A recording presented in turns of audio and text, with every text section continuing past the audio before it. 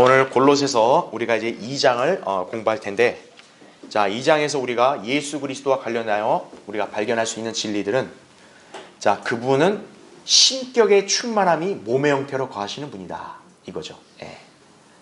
그러니까 이건 어때요? 우리 이성으로 이렇게 접근할 수 있는 그런 지식이 아니죠, 그렇죠? 예. 그러니까 이걸 역시 또 신비라고 이렇게 말하고 있다는 얘기죠. 예. 자, 오늘은 2장에서 우리가 이 주제에 관해서 초점을 맞춰 공부해 볼 거고, 또 이제 여기서는 이제 이 신약 시대에 죄인이 구원받았을 때 일어나는 그 역사를 두 가지를 설명합니다. 첫 번째는 영적인 할례, 두 번째는 성령 침례라는 얘기죠. 예. 이 역시 또 예수 그리스도의 십자가의 구속으로 인해 이게 가능해진 거라는 거죠. 그렇죠? 예. 자, 오늘 그 부분에 대해서 한번 공부해 보겠습니다. 자, 먼저 교환에, 자, 2장 2절부터 3절과 9절에 나온 말씀인데, 하나님과 아버지와 그리스도의 신비입니다. 자, 여기 보니까 하나님 또 아버지 그리스도, 이분들은 원래 삼위일체니까 그냥 이게 동일한 하나의 신비다, 이런 뜻이 아닙니다. 여기서는 신비라는 단어가 지금 우리말로 인해서 생략된 것이지, 사실은 어떻게 구분하시면 돼요? 하나님의 신비, 아버지의 신비, 그리스도의 신비, 이 세 가지의 신비를 여기서 지금 언급하고 있는 거다, 그렇게 이해하시면 됩니다. 자, 어쨌든 이 각각의 신비의 좀 차이점들을 이제 잠시 뒤에 볼 텐데, 자, 거기 밑줄 친 거 보세요. 여하튼 우리가 주목해야 될 게 뭐냐? 자, 이렇게 세 가지의 신비가 있다 해도 이 신비들이 모두 다 누구와 연관되어 있다는 거예요? 주 예수 그리스도와 연관되어 있다는 얘기죠. 예. 자, 그분께서는 다름 아닌, 자, 거기 신격이라는 단어가 나오죠, 그렇죠? 여러분이 이 신격이라는 단어를 뭐로 이해하시면 되냐면 삼위일체와 관련지어서 이해하시면 됩니다. 예. 그러니까 이 신격, 하나님 되심의 충만함이 어때요?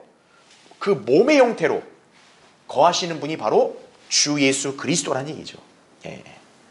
그래서 예수 그리스도가 하나님이시라고 우리가 이렇게 얘기할 수 있는 거예요. 그렇죠? 자, 그럼 이제 밑에 1번 보십시오. 하나님과 아버지와 그리스도의 신비의 지식이라고 해서 2절에 이런 표현이 나옵니다. 자, 여기 각각의 신비는 다음과 같다, 이제 교환에 나오죠. 밑에 괄호 1번 보십시오. 자, 그러면 하나님의 신비는 뭘까요? 우린 예전에 하나님의 신비들 해가지고 7 신비들을 공부했단 말이에요. 그렇죠? 자, 그 외에도 추가적으로 하나님의 신비란 용어가 또 성경에 등장을 하는데, 자, 이게 요한계시록 10장 7절에서 설명이 되고 있다는 얘기예요. 그러니까 우리는 모든 것들을 다 어때요? 성경으로 비교를 해서 우리는 그 의미를 이해를 해야 됩니다. 그렇죠? 자, 그 교환에 보면은 제가 기재해놨죠. 그 계시록 10장 7절에 이런 말씀이 있어요.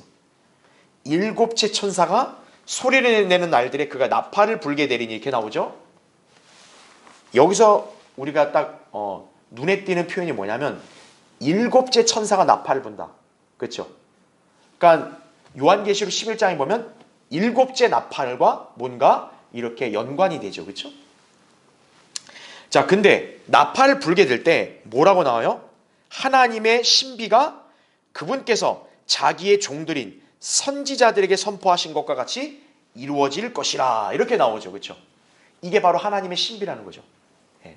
그러니까 하나님의 신비가 그분의 종인 선지자들에게 지금 알려진 대로, 선포한 대로 이루어진다, 이렇게 나오죠. 그렇죠? 그러면 우리가 볼 때 하나님의 종들이 선지자들 하면 구약의 선지자들 아니겠어요? 그럼 하나님께서 구약의 선지자들에게 주로 무엇을 계시해 주셨나요? 바로 메시아의 왕국이죠. 그렇죠? 네. 구약의 예언의 주를 이루는 게 뭡니까? 바로 이스라엘의 메시아가 이 땅에 와서 왕국을 세워 통치할 것이라는 거잖아요. 그걸 항상 선지자들에게 늘 계시해 주셨고, 선지자들은 그거를 선포했단 말이죠. 근데 여기서 이 하나님의 신비가 어때요? 그 선지자들이 선포한 것과 같이 이루어진다라고 얘기하잖아요. 그게 또 7채 천사가 나팔을 불 때 일어난다 그러잖아요. 그렇죠? 그래서 요한계시록 11장 15절에 보면 7채 천사가 나팔을 불 때 바로 어떤 말씀이 선포가 되냐? 세상 나라들이 그리스도의 왕국이 된다고 나와요. 그렇죠? 그러니까 여기 하나님의 신비는 뭡니까? 바로 그리스도의 왕국이 이 땅에 세워지는 것과 연관된 그런 예언이구나라는 거죠. 예. 그러니까 여기서 뭐라고 얘기해요? 선지자들에게 이렇게 선포하신 것과 같이 이루어진다. 그 표현이 나오는 거예요. 그러니까 여러분, 하나님의 신비를 뭐와 연관을 지으면 되는 거예요? 아하, 이렇게 구약에서 계시된 왕국에 관한 예언이구나. 그렇게 여러분이 이해를 하시면 되겠습니다. 자, 밑에 괄호 2번을 보시면, 그럼 이번에는 아버지의 신비예요. 아버지의 신비. 자, 아버지의 신비는 뭐냐? 제가 밑줄을 쳐놨죠. 하나님께서, 하나님이 아버지 아니에요. 그렇죠? 예. 바로 그 하나님 아버지께서 인간으로 나타나신 것과 연관이 된다는 사실이죠. 예. 자, 이에 관해서는 디모데전서 3장 16절에 무슨 신비라고 그렇게 설명이 돼요? 경건의 신비란 얘기죠. 예. 여러분, 사실 하나님은 몇 분이에요? 하나님은 한 분이에요. 그렇죠? 근데 그분이 뭡니까? 아버지도 되고 또 아들도 되는 거예요. 여러분, 이게 이성적으로 이해가 되세요? 아니죠. 그래서 이걸 신비라고 하는 거죠.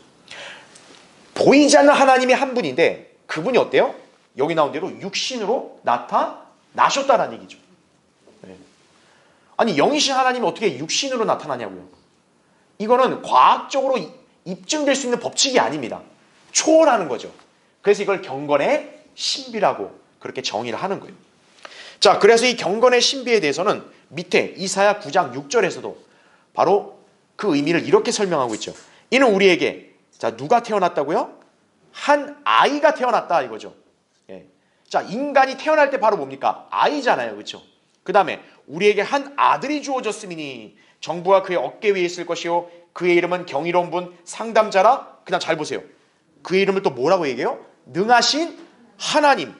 그 다음 또 그 옆에 영원하신 뭐요? 아버지요. 아니, 한 아이고 아들이라 그랬는데 동시에 뭐예요? 그 아들이 또 아버지가 되는 거예요. 이게 바로 아버지의 신비라는 얘기죠. 그렇죠? 왜냐? 이거는 지식이나 과학으로 증명되는 게 아니기 때문에. 그렇죠? 자, 그래서 지금 바울이 여기서 얘기하고 있는 아버지의 신비는 바로 경건의 신비와 연관이 있다. 그렇게 이해하시면 되고요. 그 다음에 괄호 3번. 자, 이번에는 그리스도의 신비죠. 그렇죠? 자, 이거는 에베소서 3장 3절부터 6절에서 설명이 되어 있습니다. 자, 그리스도의 신비는 뭘까요? 당연히 예수 그리스도라는 그 한 분 안에서 있는 신비겠죠. 자, 예수 그리스도라는 그 한 몸은 어떻게 구성이 됩니까? 그분의 피로 구원받은 유대인과 이방인이 그 한 몸 안에서 바로 같이 하나가 되는 거죠. 예. 바로 교회를 이루는 거죠. 자, 이 신비의 계시가 누구에게 알려졌다고요? 바울에게 알려졌다는 얘기예요. 예.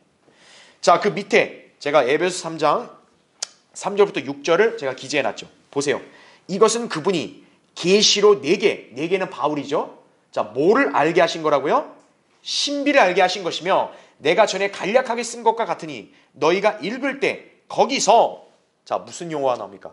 그리스도의 신비가 나오죠. 신비 안에 있는 나의 지식을 이해하게 되리라. 그것이 성령으로 그의 거룩한 사도들과 선지자들에게 언제 계시됐다? 지금 계시된 것처럼. 그러니까 이전에는 계시됐다 안 됐다? 안 됐다는 얘기죠. 다른 시대들에서는 사람들의 아들들에게 알려지지 아니하였으니 이는 이방인들이 복음을 통하여 그리스도 안에서 공동 상속자가 되고 한 몸이 되며 그의 약속의 동참자가 된다는 것이니라 이거죠. 이게 바로 뭐라고요? 그리스도의 신비란 얘기죠.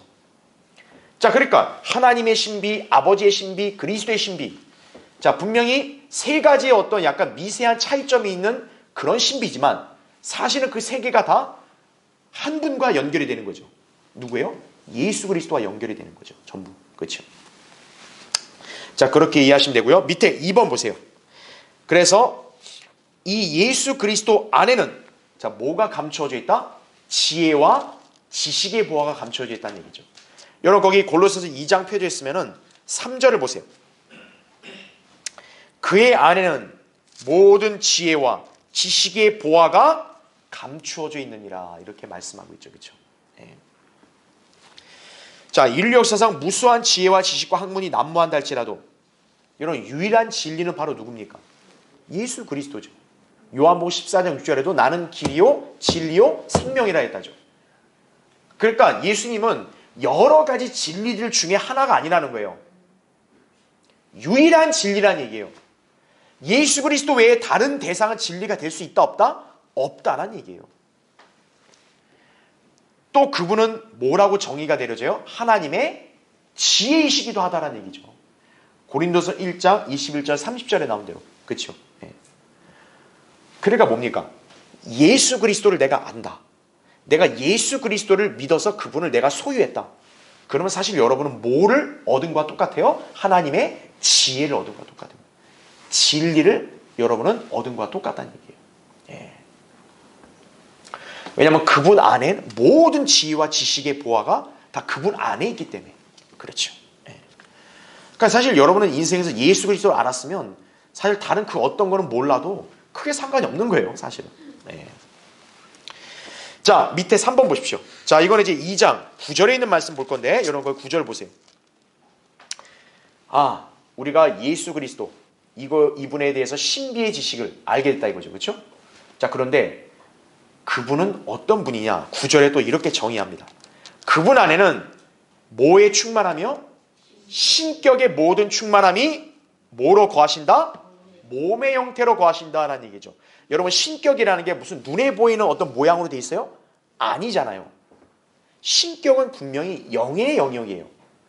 그런데 어때요? 그 신격이 지금 이 지상에서는 몸의 형태로 거해서 우리에게 나타났다는 얘기죠. 그분이 바로 누구다? 예수 그리스도라는 얘기죠. 네. 자, 예수 그리스도께서 바로 육신의 몸을 입으신 하나님이시라는 점을 여기서 증거하고 있는 거예요. 그래서 네. 자, 밑에 그래서 우리 괄호 1번 보세요. 우리 교환의 맨 밑에 괄호 1번. 신격의 충만함은 예수 그리스도 안에서 몸의 형태로 거하시는데 땅에서는 그래서 뭐로 거하셨다? 사람으로 거하셨다는 얘기죠. 예. 여러분 하나님이 짐승의 몸을 입고 태어나신 거 아니잖아요. 그렇죠? 하나님은 어떤 몸을 입으신 거예요? 사람의 몸을 입으신 거예요. 그렇죠? 예. 그래서 거기 요한복음 1장 14절 18절에 나온 말씀이 이거죠. 그 말씀이 뭐가 됐다? 육신이 되어 우리 가운데 거하심으로 이렇게 나오죠. 예. 그러니까 그분이 육신을 입으신 하나님이기 때문에 어떤 거예요? 우리 눈에 보인다는 얘기죠. 그래서 요한복음 1장 18절에도 아무도 하나님을 본 사람 없는데 아버지 품 안에 계신 독생자 그가 하나님을 분명히 밝히셨다는 얘기죠. 예. 그러니까 하나님이 어떻게 생겼고 어떤 분이신지를 구약의 시대의 사람들은 사실 제대로 보지를 못한 거라고요. 그렇죠. 물론 주의 천사로 나타나서 이렇게 보이신 적은 있지만 그런데 어때요? 이제 예수 그리스도가 오심으로써 신격의 딱 충만함이 딱 몸의 형태를 갖춰서 나타나셨기 때문에 인간들의 딱 그 예수 그리스도를 보는 순간 뭐예요? 아, 하나님이 저렇구나. 바로 알 수 있는 거란 얘기죠. 그렇죠. 그래서 맨 밑에 괄호 2번에서는 예수님이 뭐라고 말씀한 거예요? 나를 본 자는 누구를 봤다? 아버지를 본 거란 얘기죠. 예. 어떤 답답한 제자가 아우 하나님이 어떻게 생겼는지 좀 보여주세요 이러니까 아이고 아직도 모르겠냐? 나를 봤으면 아버지를 본 거다. 이렇게 말씀하신 거죠. 그렇죠? 그래서 예수님이 내가 아버지 안에 있고 또 아버지께서 내 안에 계시는 것을 믿지 아니하느냐 이거죠. 예. 믿지 않는 사람은 이해도 할 수 없고 이걸 아예 알려고도 하지 않겠죠. 근데 예수 그리스도를 믿는 사람이라면 자고로 어때야 돼요? 아, 그분과 아버지는 하나다는 거죠. 그러니까 결국 그분이 아버지 안에 있는 게 되는 거고 또 아버지가 그분 안에 있는 것이 되는 거란 얘기죠. 왜? 그분이 하나니까. 그렇죠? 그래서 괄호 3번 보십시오. 결국 예수 그리스도 안에서 지혜와 지식뿐만 아니라 자, 뭐도 발견이 된다? 신격도 발견되는 거다 이거죠. 자, 바로 이분이 현재 지금 어디에 계신다고요? 구원받은 그리스도인들 안에 거하고 계신다는 얘기죠. 골로새서 1장 27절에 이 때문에 우리는 그의 안에서 온전하게 될 수 있는 것이다 라는 겁니다. 그렇죠. 예. 그래서 우리 그리스도인들의 위상이 얼마나 대단하냐. 바로 우리 그리스도인들은 뭐예요? 사실 우리 안에 신격이 있는 거예요. 예. 왜냐? 신격의 충만함이신 그 예수 그리스도가 우리 안에 계시기 때문에 실상은 뭡니까? 여러분 안에도 지금 신격이 있는 거예요. 예. 여러분은 하나님 앞에서 그런 위상을 가진 자녀들이라는 점을 항상 기억하셔야 돼요. 그렇죠. 자, 그럼 이번에 다섯 번째죠. 그리스도의 할례와 성령 침례. 2장 11절 12절에 있는 말씀을 근거로 살펴보겠습니다. 자, 먼저 밑에 교환 보세요. 자, 여러분 이 할례와 침례, 자, 이거에 관해서 구약에 없었던 게 아닙니다. 구약에도 할례가 있었고, 사실 어때요? 구약에서도 물로 씻는 그런 의식들도 있었다는 얘기죠. 그렇죠? 근데 그건 모두 뭡니까? 물리적인 개념인 거죠. 그렇죠? 예. 구약의 할례 어때요? 실제 포피의 살을 베어내는 거예요. 구약에서도 어때요? 실제 물에 이렇게 적셔져서 씻겨졌다 이거죠. 그러나 신약에서는 이게 어떤 개념으로 설명이 되는 거예요? 영적인 개념으로 설명이 된다는 얘기죠. 예. 그러니까 할례와 침례라는 이 영역에 대해서 어때요? 구약에서는 물리적인 것, 신약에서는 영적인 것으로 그렇게 성격이 바뀌었다는 걸 아시면 됩니다. 왜 바뀌었을까요? 구원받은 그리스도인들 모두가 자, 어디에 속한 백성이기 때문에? 하나님의 나라에 속한 영적 백성이기 때문에 그런 거예요. 구약의 이스라엘은 뭡니까? 천국 백성이죠. 물리적인 백성이죠. 그러니까 그들에게 있어서 뭡니까? 할례든 또 침례든 사실은 물리적인 개념인 거예요. 그러나 우리 신약의 그리스도인들은 영적인 백성이니까 이것도 영적인 성격을 가질 수밖에 없는 거예요. 그러다 보니 여기 언급된 할례와 침례, 영적으로 이루어지는 역사라는 거죠. 그러면 이게 언제 이루어지냐 이거예요. 대다수의 교회들은 이 점을 모르는 거예요. 예. 그러니까 자기들이 뭐 어느 순간에 막 이렇게 갑자기 무슨 뭐 이렇게 특별한 체험을 통해 이렇게 이루어진다. 아니에요. 누구든 구원받는 순간에 어떤 거예요? 영적인 할례, 성령 침례 동시에 이루어지는 거예요. 예. 영적으로 일어난 일이다라는 얘기죠. 예. 그걸 여러분이 기억하셔야 돼요. 이거는 여러분의 느낌으로 사실 이거를 감지할 수 있는 게 아니에요. 예. 영의 세계는 어때요? 인간의 오감으로 다가갈 수 있는 게 아니에요. 예. 그걸 여러분이 잘 이렇게 유념하셔야 한다는 얘기죠. 자, 1번 보십시오. 자, 우리 2장 거기 11절 한번 보세요. 또한 너희가 그의 안에서 손으로 하지 아니한 할례를 받았으니 곧 그리스도의 할례로. 자, 그리스도의 할례가 뭐 하는 거예요? 육신의 죄들의 몸을 벗어버리게 하는 거란 얘기죠. 예. 그러니까 우리는 벌써 이 구절만 봐도 어때요? 이건 영적이라는 걸 단번에 알 수 있는 게 사람이 손으로 하지 않는 데잖아요. 예. 물리적인 할례는 원래 손으로 하는 거잖아요. 그렇죠? 예. 자, 우리 교환을 보면은 성경은 분명히 문자적인 할례, 영적인 할례를 구분을 하고 있어요. 예. 그런데 어쨌든 둘 다 동일한 용어, 할례잖아요. 그럼 우리는 할례의 성격을 알아야 됩니다. 자, 할례는 뭐와 연관이냐면 생명과 사실 연관이 있는 거예요. 생명. 예. 자, 밑에 괄호 1번 보십시오. 먼저 육신의 몸에 행하는 문자적인 할례의 기원은 자, 언제로 거슬러 올라갑니까? 아브라함 때로 거슬러 올라가죠. 할례가 최초로 이렇게 공표가 되고 시행된 거는 아브라함 때부터란 말이에요. 그렇죠? 자, 하나님께서는 아브라함에게 태어난 지 8일째 되는 모든 사내 아이의 포피를 베어내라고 명령하셨습니다. 창세기 17장 9절부터 14절에 나오죠. 그래서 당시 아브라함의 아들이었던, 그렇죠? 이스마엘조차도 할례를 받았고, 그렇죠? 또 약속의 자녀인 이삭이 역시 할례를 받았죠. 그래서 이삭을 시작으로 해서 자, 이후에는 이스라엘을 위한 법으로 이게 정해진 거죠. 레위기 12장 3절에 따라. 예. 그러니까 누구든 이제 8일째 된 이 사내 아이는 바로 포피를 베어내야 된다는 얘기죠. 예. 씨가 나오는 바로 그곳에 포피를 베어내야 되는 거예요. 자, 왜 그러냐? 괄호 2번 보세요. 자, 밑줄을 쳐놨죠. 특히 할례 첫 언약이 언급된 창세기 17장에서 하나님은 자신을 어떤 하나님이라고 소개해요? 나는 전능한 하나님이라고 소개합니다. 전능한 하나님. 왜 하필 창세기 17장에 할례 언약을 체결하실 때 그때 왜 하나님이 자신을 전능한 하나님이라는 표현을 썼냐? 이게 우연이 아니라는 거죠. 바로 이 히브리어로 보면 전능한 하나님이 엘샤다입니다. 엘샤다이란 단어의 뜻은 뭐냐면 생명을 보존하시고 양육하시는 분이라는 뜻이에요. 그래서 젖가슴을 지칭하는 어원에서 이게 나왔다는 얘기죠. 예. 즉 뭐냐면 할례가 뭐와 연관이 있다? 생명을 창조하시는 하나님이 주시는 언약이구나. 이걸 우리가 알 수 있는 거예요. 그렇죠? 그렇다는 얘기는 할례가 곧 뭐와 연관이 있다? 생명과 연관이 있구나. 그러니까 인간의 생명이 나오는 그 씨가 나오는 부분에 어떤 거예요? 포피를 베어내는 거예요. 예. 할례는 하나님께서 자신을 생명을 잉태케 하시는 분으로 그래서 계시하신 것이란 얘기죠. 그 밑에 괄호 3번 보세요. 자, 그럼 여기에는 아브라함이 행하는 육체적인 할례든 손으로 하지 아니한 할례든 자, 모두가 바로 뭐와 연관이 있다? 생명과 관련이 있는 것이란 얘기죠. 예. 자, 왜 육체적이든 영적이든 할례가 왜 생명과 연관이 있냐? 거기 네 가지 성격 때문에 그래요. 자, 제가 밑줄을 쳐놨죠. 할례가 동그라미 1번 뭐와 연관이 있어요? 씨라는 거죠. 씨. 여러분 포피를 어디를 베어내는 거예요? 남자의 씨가 나오는 그 부분에 포피를 베어내는 거예요.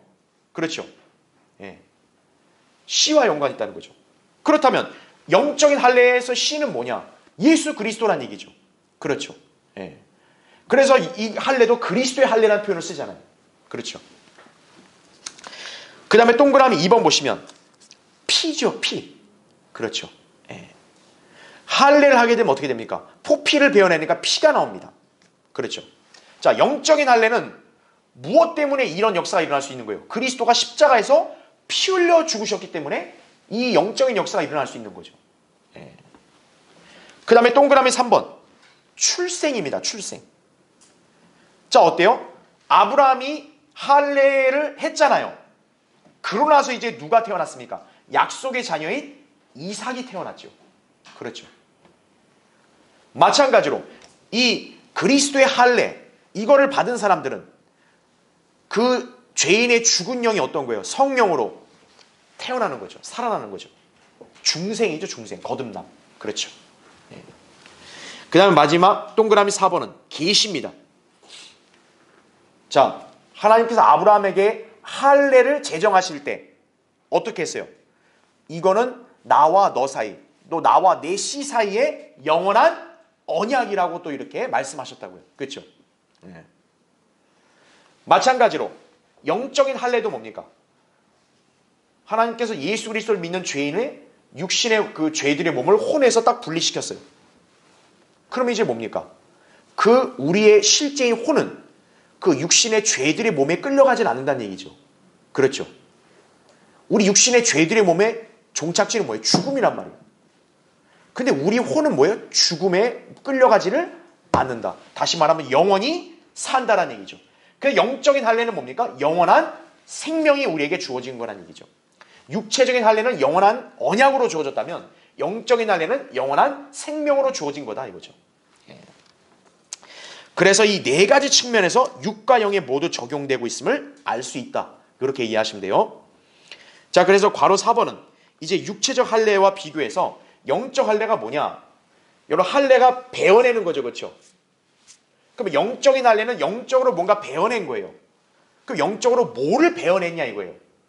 이 구절에 나오죠. 육신의 죄들의 몸을 베어낸 거예요. 예. 자, 특징이 뭡니까? 이거는 손으로 하지 않았다 그랬죠. 자, 손으로 안 했으면 그럼 도대체 뭘로 이걸 베어내요? 보이지 않는 칼로 해야겠죠. 구약에서 육체적 할례는 뭐예요? 눈에 보이는 칼을 손으로 갖고 했잖아요. 영적인 할례는 눈에 보이지 않는 칼로 해야겠죠. 자, 성경에서 눈에 보이지 않는 칼이 뭡니까? 바로 하나님의 말씀인 거죠. 예. 히브리서 4장 12절에 나온 대로 하나님의 말씀이 바로 살아있고 능력이 있어 양날같이 어떤 칼보다 예리하다 말씀하죠. 그렇죠? 그래서 그리스도의 할례라고 말하는 게 뭡니까? 바로 예수 그리스도를 믿는 사람에게는 하나님의 말씀의 칼이 그 사람의 육신의 죄의 몸을 혼에게서 분리시키는 거예요. 그래서 이거를 영어로 그래서 operation이라고 합니다. operation이 뭐냐면 수술을 가리키는 거예요. 수술. 그러니까 지금 뭡니까? 여러분은 모두 사실 영적인 수술을 다 받은 사람들인 거예요. 여러분이 어느 순간에 죄를 회개하고 예수 그리스도를 믿었을 때 여러분은 그 즉시 바로 뭡니까? 수술을 받은 거예요. 하나님께서 바로 그분의 칼로 여러분의 죄의 몸을 혼에서 싹 도려내신 거라는 거예요. 분리시킨 거라는 얘기죠. 자, 그래서 괄호 5번 주목할 게 뭡니까? 한번 죄들의 몸을 벗어버린 혼은 그 어떤 노력으로도 옛사람, 즉 육신의 몸과 다시 결합하는 것이 가능하다, 불가능하다? 불가능하다는 얘기죠. 이 영적인 수술은요, 특징이 뭐냐? 구원받은 사람의 혼이 이제 몸과 완전히 딱 분리가 됐는데 이게 다시 또 뭐 합해지고, 여기 잘라낸 게 다시 또 붙여졌다, 이런 게 없다는 얘기죠. 한 번 분리가 되면 다시 결합되기는 불가능하다는 얘기죠. 왜냐? 우리가 한 번 이게 분리가 되고 나서 우리는 누구와 결합하냐? 주님과 결합을 했기 때문에 그런 거예요. 그래서 로마서 7장의 개념이 뭡니까? 둘이 결합을 했단 말이에요. 이게 떼어지려면 어때야 돼요? 둘 중에 하나가 죽어야 돼요. 그렇죠. 그래서 원래 우리가 육신과 붙어있을 때는 예수 그리스도의 십자가의 구속을 믿음으로써 육신이 죽었단 말이에요. 그러니까 이제 분리가 돼서 그리스도와 결합이 되는데, 이게 다시 떨어지려면 어떻게 해야 돼요? 그리스도가 죽어야 되는 거예요. 그럼 그리스도가 죽으시냐고요? 또 아니란 얘기죠. 그래서 이 영적 할례가 한번 이루어지면 다시 번복되기는 불가능하다는 거예요. 그 말인즉 한 번 구원받은 성도는 다시금 구원을 잃어버린 일이 없다는 얘기예요. 그거를 여기서 할례 측면으로 설명하고 있다, 또 그렇게 이해하시면 돼요. 그래서 밑에 괄호 6번, 따라서 예수 그리스도를 죽은 자들로부터 살리신 역사를 믿은 자들의 혼을 몸으로부터 분리한 영적 수술은 그를 육신 안에 있지 않고, 그래서 어디 안에 있게 하신다? 성령 안에 있게 하신다, 이렇게 얘기하는 거죠. 로마서 8장 9절. 자, 역으로 말하면 뭡니까? 구원받지 않은 사람은 그럼 뭐예요? 여전히 육신 안에 있다란 얘기죠. 혼이 육신에 달라붙어 있다란 얘기죠. 그러니까 여러분이 구원받지 않은 사람과 구원받은 사람의 이런 상태를 여러분 영적으로 잘 이걸 이해할 수 있어야 한다는 얘기죠. 자, 그 다음에 이제 2번 보세요. 밑에. 자, 이건 12절입니다. 여러분 12절 보면, 너희가 침례로 그와 함께 장사되었고 또 하나님께서 그를 죽은 자들로부터 살리신 역사를 믿음으로 말미암아 너희도 그와 함께, 자, 어떻게 했다? 살아났느니라. 여러분 제가 늘 얘기하잖아요. 세례가 맞냐 침례가 맞냐, 이거에 대해서 막 교계에서 논쟁이 분분한데 이건 애당초 논쟁거리가 되질 않아요. 성경적으로 보면요, 침례란 용어가 적합할 수밖에 없는 거예요. 왜입니까? 이 침례의 개념에는 뭐가 포함되어 있기 때문에요? 부활의 개념이 포함되어 있기 때문에 그런 거예요. 우리가 침례를 왜 받냐? 예수 그리스도가 죽었다 이거예요. 근데 문제는 그분이 죽음으로 끝났어요? 예수 그리스도는 살아나셨다고요. 그렇다면 예수 그리스도를 믿는 그 사람 역시도 어떤 거예요? 살아났다, 살아날 것이다 이거죠. 그거를 상징해야 되려면 어떻게 해야 돼요? 그 사람이 어딘가에 들어갔다가 나와야 돼요. 그래서 침례라는 용어가 맞을 수밖에 없는 거예요. 이걸 여기다 세례란 말 한번 넣어보세요. 그럼 이게 어떻게 이게 납득이 되겠냐고, 이 개념이. 너희가 세례로 그와 함께 장사되었다. 세례가 장사됨의 상징이 될 수 있어요? 세례가 살아났다는 그런 증표가 될 수 있냐고요. 없다는 얘기죠. 그래서 여기 침례는 뭘까요? 물 침례가 아니겠죠. 왜? 바로 앞에 구절인 할례도 육체적인 할례가 아니었어요. 그럼 여기에 12절의 침례도 물 침례가 아니겠죠. 영적인 침례겠죠. 그렇게 이해할 수 있는 거예요. 자, 다음 페이지 3페이지요. 그래서 이제 괄호 1번을 보시면 로마서 6장 3절에는 자, 우리가 예수 그리스도 안으로, 곧 그의 죽으심 안으로 침례를 받았음을 말씀을 하죠. 그렇죠. 이 대다수 많은 교계의 이 신학자들이나 이 목사들은 성경에서 침례라는 단어만 나오면 다 물과 갖다 붙여요. 그런데 로마서 6장에도 보면은 물이란 단어는 어디에도 안 보여요. 어디에도. 그렇죠? 여러분 골로새서 2장 여기 어디를 봐도 물이란 단어가 보여요? 안 보인다고요. 그런데 여기 침례는 뭐냐? 물 침례가 아니에요. 그래서 로마서 6장 3절에도 우리가 물에 잠긴다는 말이 나오는 게 아니라 예수 그리스도 안으로 잠긴다고 이렇게 표현하고 있는 거예요. 근데 그분 안으로 잠긴다는 게 뭐냐? 죽으심 안으로 침례받는다는 얘기죠. 즉 우리도 어때요? 죽으심 안으로 들어갔다 이 말이잖아요. 그 말은 결국 어떤 의미로 정리가 되겠어요? 우리가 예수 그리스도의 죽음과 일치됐구나 이거죠. 에베소 4장 5절에서는 이것을 어떤 침례? 한 침례라고 얘기합니다. 한 침례. 자, 성령께서는 믿는 자를 예수 그리스도 안으로 넣는 것을 말한다는 얘기죠. 그러니까 영적인 침례인데 바로 뭐냐면 우리가 그리스도 안으로 들어가요. 근데 그걸 누가 하는 거예요? 성령께서 하시는 거죠. 그래서 이걸 성령 침례라고도 표현하는 거예요. 그래서 괄호 2번 물 침례가 물 안으로 넣는 것이다. 그럼 성령 침례는 당연히 성령 안으로 넣는다는 것은 당연한 귀결이죠.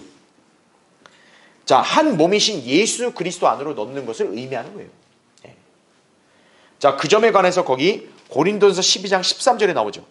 유대인이나 이방인이나 종이나 자유인이나 자, 누구에 의해서?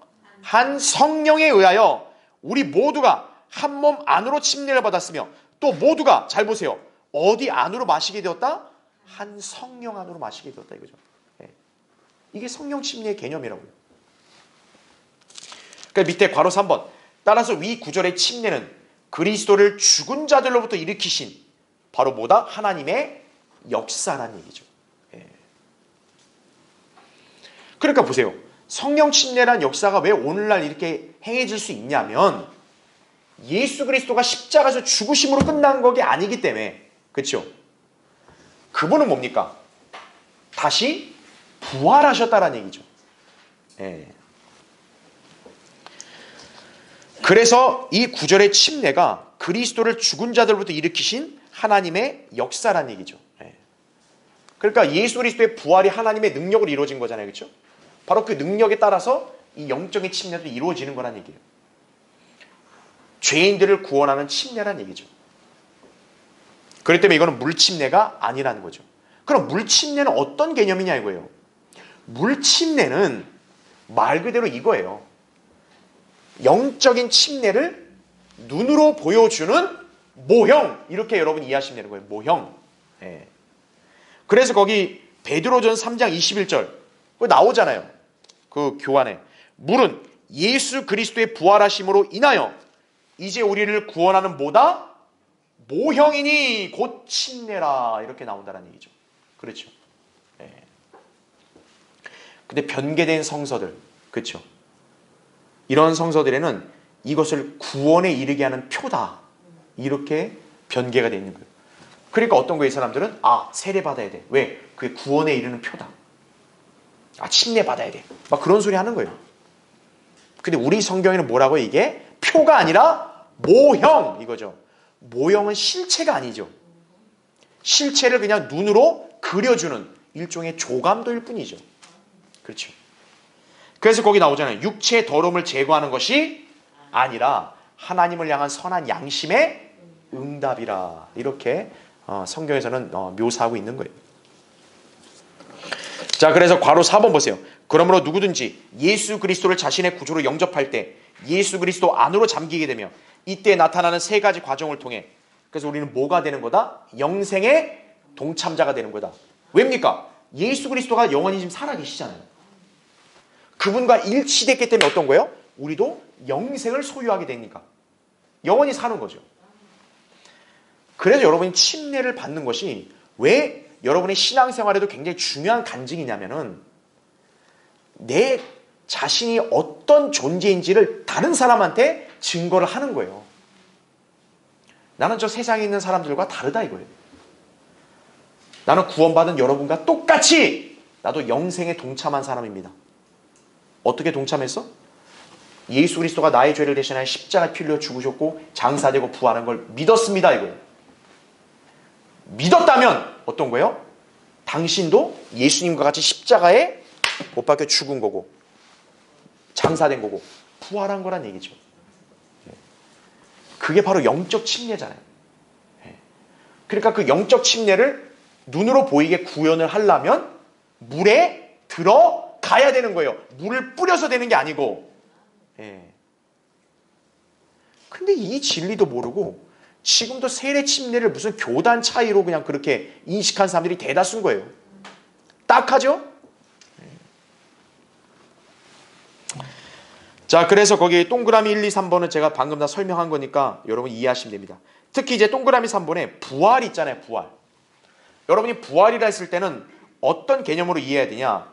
이제 생명의 새로움 가운데 행하도록 그분의 새로운 몸으로 들어가게 되는 것을 말한다는 얘기죠. 그래서 어때요? 죽었던 영이 살아났잖아요. 그렇죠? 그러니까 영적인 부활을 했어요. 근데 그것만으로 끝이 아니죠. 예수 그리스도는 실제로 살아났단 말이에요. 그러니까 그분처럼 우리도 어때야 돼요? 미래에 실제로 살아나야 되는 거예요. 그게 바로 디모데후서 2장 11절 나온 말씀이죠. 그렇죠? 우리가 그와 함께 죽었어요. 그렇죠? 근데 죽음으로 끝나면 안 돼요. 왜? 그분은 살아났으니까. 그러니까 우리도 어때요? 그와 함께 살리라 이러는 거죠. 그러니까 여러분은 예수 그리스도의 부활을 믿는 사람이라면 여러분도 예수 그리스도와 같이 부활할 거라는 확신을 당연히 가져야 되는 거예요. 그래서 자, 마지막 6번째 보겠습니다. 그리스도의 몸과 다가올 것들의 그림자예요. 자, 여러분 거기 2장 15절부터 17절 잠깐 보세요. 좀 이해를 돕는 차원에서 제가 13절부터 읽을게요.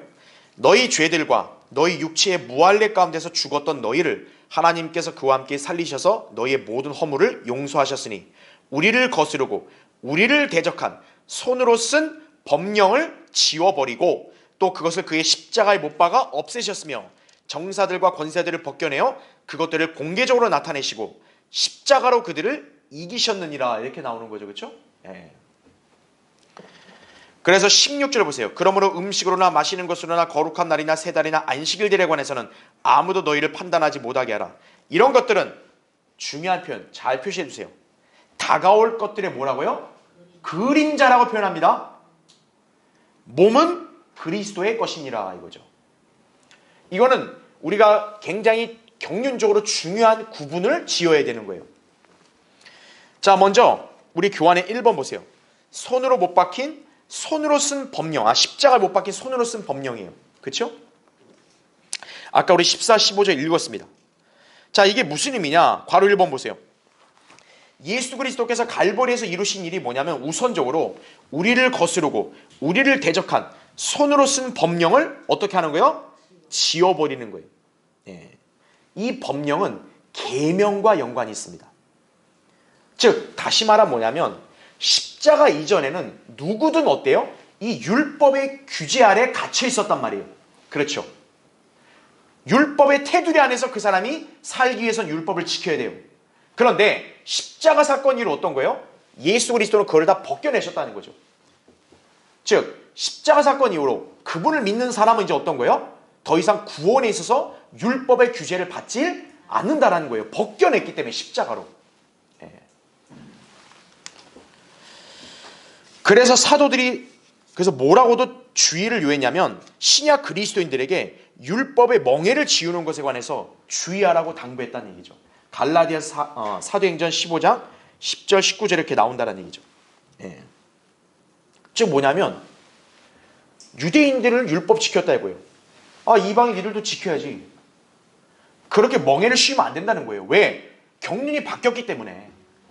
십자가 사건이 이제 있기 때문에 더 이상 우리가 옛날에 우리 조상들이 율법 지켜서 막 의를 막 추구하고 구원받고 이런 시대가 아니다라는 얘기예요. 이미 지났는데 왜 자꾸 그 멍에를 씌우느냐. 이거를 주의를 요한 거죠. 괄호 2번 보십시오. 우리를 거스르고 우리를 대적한 손으로 쓴 법령은 십자가에 못 박아 없애는 것이었다라는 거죠. 그래서 이것을 통해 뭐라고 해요? 원수된 법령이라 얘기하죠. 그래서 아까 위에 보면 에베소 2장 15절에도 원수된 것, 법령 안에 속한 계명들의 율법까지도 육신 안에서 폐기했다 이렇게 나오죠. 그러니까 예수 그리스도 육신 안에서 뭡니까? 그 율법, 계명 다 폐기된 거예요. 그러니까 율법이 야, 너 이걸 행해야지 의롭게 돼. 이거를 주장을 못하는 거예요. 그리스도 안에 있는 사람한테. 바로 이 법령이 곧 원수된 것이라 표현하는 거죠. 왜? 율법이 뭡니까? 인간을 죽음에 이르게 하는 거란 말이에요. 사실은. 너 죄인이야? 너 죄인이야? 너 죄인이야? 율법 너 죄인이야? 너 이제 죽어야지. 이게 율법이에요. 사실은. 그러니까 원수된 거란 얘기죠. 그걸 어떤 거예요? 예수 그리스도가 십자가로 그것을 다 벗겨내셨다는 거죠. 없앴다는 얘기죠. 갈라디아 4장 1절 6절 로마서 6장 4절 20절에 나온다 이거죠. 그 다음에 괄호 3번 마지막으로 그러면 십자가 사건으로 또 뭘 하셨냐? 정사들과 권세들을 벗겨냈다 이렇게 나오죠. 공개적으로 드러내신 거다 이거죠. 그래서 밑줄친 거 보세요. 이 일로 사탄과 그의 천사들 즉 어둠 가운데 숨겨진 정사들과 권세들의 실체를 만천하에 드러내셨다라는 얘기죠. 모든 정사와 권세의 머리이신 주님께서 그것들을 자 뭐로 이겼다? 십자가로 이기셨다는 얘기죠. 그래서 이들은 세상에서 가장 치열했던 전투 장소인 십자가에서 일어난 거란 얘기죠. 이게. 그러니까 여러분은 갈보리 십자가 사건을 그냥 단순한 하나의 이야기 이 차원으로 접근하시면 안 돼요. 영적인 관점으로 그 십자가를 봤을 땐요 어마어마한 일들이 그때 당시에 다 벌어진 거예요. 예수 그리스도 한 분, 십자가에 매달린 그 한 분인데 이 마귀의 자식들과 심지어는 정사들, 권세들 같은 영적 세력들 간의 싸움이었던 거예요. 만약 거기서 예수님이 십자가의 죽음을 거부하시고 만약 내려왔다. 그러면 어떻게 되는 거예요? 그 정사들, 권세들 벗겨내질 못하는 거예요. 그래서 그분이 억울하고 부당하고 괴로워도 어떤 거예요? 그 십자가의 죽음을 순종하신 거예요. 그래서 이기신 거예요. 그래서 이제 그 이후에 모든 죄인들은 어때요? 그 율법의 그런 규제 안에서 구원받는 그런 일이 이제 없어진 거예요. 이제. 그래서 맨 밑에 괄호 4번 이 전투의 승리로 인해 주님은 이 세상뿐 아니라 다가올 세상에서도 어떻게 된 거예요? 이름 지어진 모든 이름 위에 뛰어난 이름을 그래서 얻으셨다고 에베소 1장 21절에 나온 거란 얘기죠. 왜냐? 정사들 권세들을 다 이겼잖아요. 승리자는 어때요? 그 이름이 널리 알려지는 거죠. 와, 우리가 예수라는 분한테 졌다 이거. 예수라는 분한테.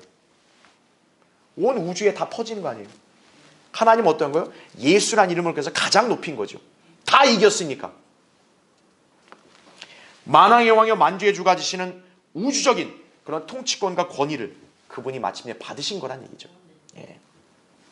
자, 그럼 이제 2번과 3번에 있는 내용들을 이제 우리가 볼 텐데, 자, 여기서 우리가 하나를 봐야 될 건 이거 좀 설명드릴게요.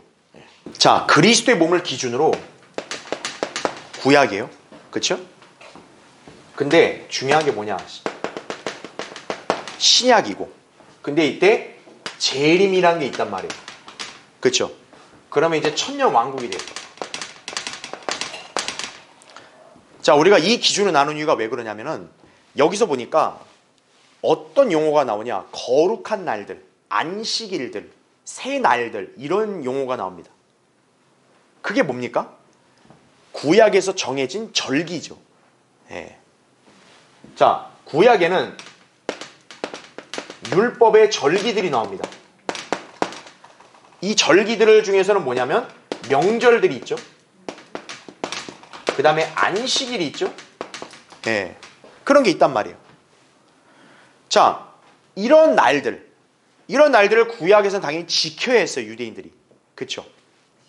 율법이니까. 그런데 중요한 거는 그리스도의 몸은 십자가에서 어때? 이걸 다 벗겨냈다 그랬죠.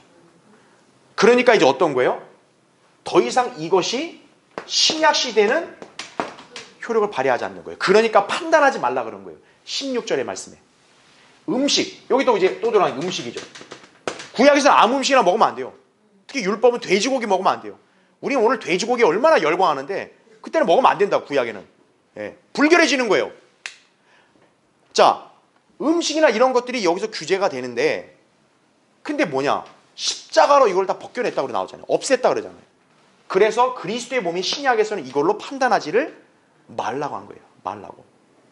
자, 그럼 그렇다면 이게 영원히 없어졌냐? 이거는 또 아니라는 거예요. 왜? 이거를 뭐라고 얘기냐면은 다가올 것들의 뭐다? 그림자라는 걸 17절에 표현하고 있어요. 이런 것들은 다가올 것들의 그림자다. 그럼 우리가 알아야 될 게 뭐냐면 그림자가 있다는 얘기는 결국 무슨 말입니까? 실체도 있다는 거예요. 즉 다가올 것들이라 했을 때는 이게 그냥 막연한 게 아니에요. 이건 뭡니까? 앞으로 미래에 다가오는 거예요. 그 앞으로 미래에 있을 거에 대한 그림자가 구약의 율법에서 지켰던 이런 것들이란 얘기죠. 그러니까 앞으로 이런 것들의 실체가 어때요? 미래에 다가온다는 얘기죠. 근데 다가오는데 몸은 그리스도의 거다. 즉 그리스도의 몸은 여기에 해당이 안 된다는 얘기예요.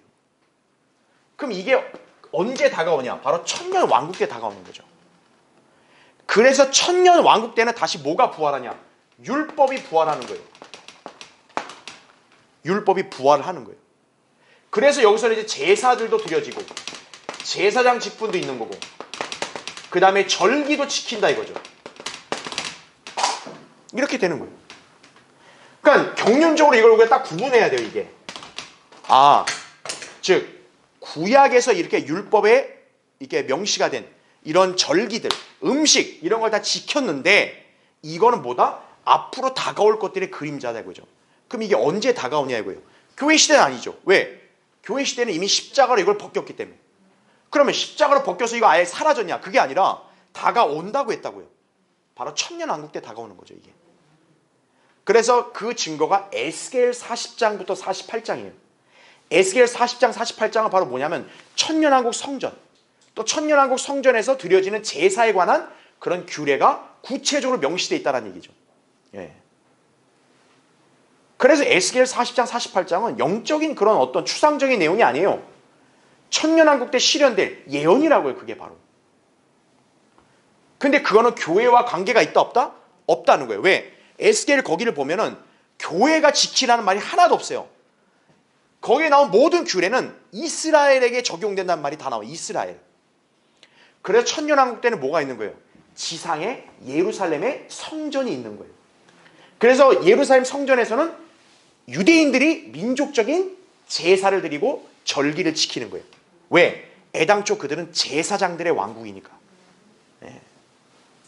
그래서 이걸 얘기하는 거예요. 그러니까 여러분 이걸 경륜적으로 다 구분할 수 있어야 되는 거예요. 그렇죠?